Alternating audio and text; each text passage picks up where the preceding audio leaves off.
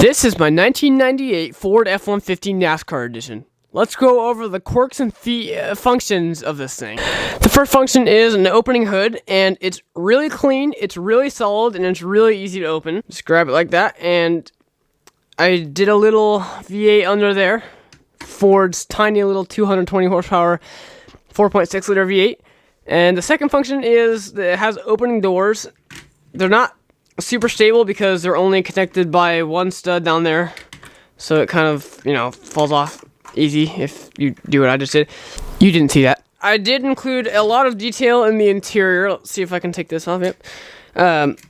I did a dark bluish gray interior, just like the real F-150 NASCAR Edition has, and I even did, you can kind of see under the steering wheel, you can't really kind of see.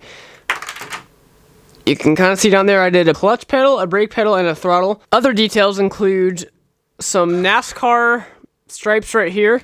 Ford, oops, that's also a little bit finicky. A Ford logo down here, an F-150 badge there, a tailgate handle here, and some boom tubes down here.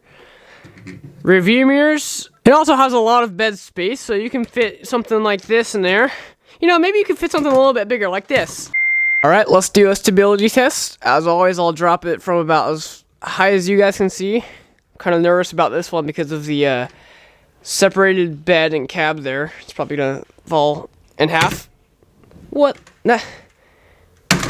There, see that's what I expected. That's what I expected. But other than that, it's never mind.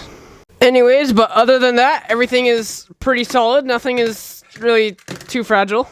I've gotten a lot of people asking me to make instructions for this F-150, so without further ado, let's get into the instructions.